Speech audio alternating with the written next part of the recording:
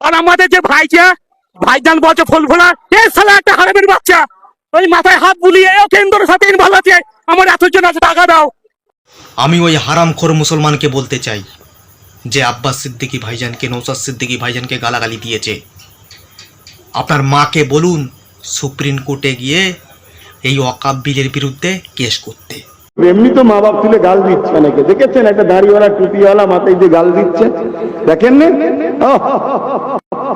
High high high high, ঠিক আছে আমি একটু চুপি তো আছি রে বাবা, দেখি না আমি যখন খারাপ ভালোগুলো কি ঘাস কাটে দেখি কি।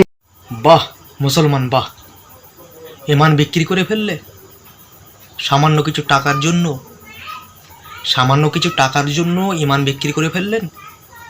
কি অবস্থা! ওই জন্যই তো মুসলমান রাজ মরে, সব জায়গায় মার খায়।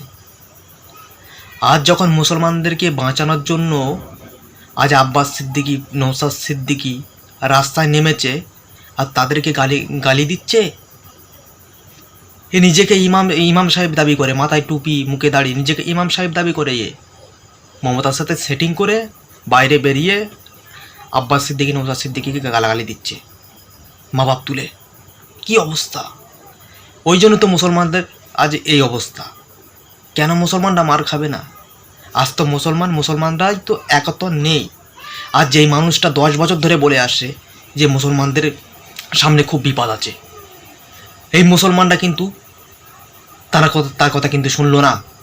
আজ যখন সেসব কথাগুলো মিলে যাচ্ছে, সেই আব্বাস সিদ্দিকীর কথাগুলো মিলে যাচ্ছে, আজ ফের আব্বাস সিদ্দিকী ভাইজানকে গালাগালি দিচ্ছে কিছু হারামখোর মুসলমান। একে তো আমি হারামখোর মুসলমানই বলবো। এই মুসলমান নামে কলঙ্ক। মাথায় টুপি রাখলে, মুখে দাড়ি রাখলে মুসলমান হওয়া যায় না। আগে ইমান ঠিক করুন। হয়তো আব্বাস সিদ্দিকী ভাইজান কিছু বলেনি, গালাগালি দিয়েছেন এই যে হারামখোর মুসলমান, কিন্তু আমরা ছেড়ে কথা বলবো না।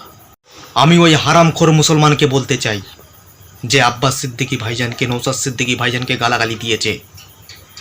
আপনার মাকে বলুন সুপ্রিম কোর্টে গিয়ে এই ওয়াকফ বিলের বিরুদ্ধে কেস করতে।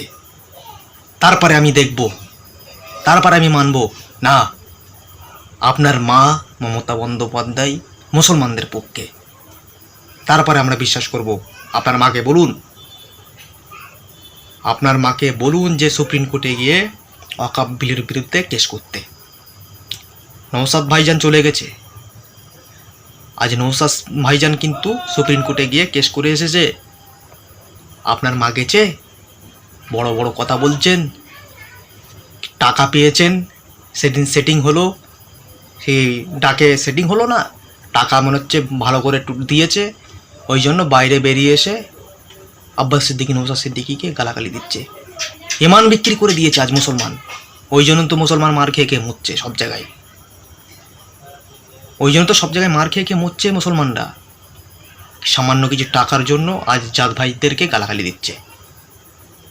মুসলমানদের সাথে এরমটাই হওয়া দরকার, কেননা আজ মুসলমানরা একতর নেই, ওই জন্য সব জায়গায় মার খেতে হচ্ছে মুসলমানদের। আজ যদি একতর হয় মুসলমানরা, কারো বাপের ক্ষমতা হবে না যে মুসলমানদের গায়ে টাচ করবে।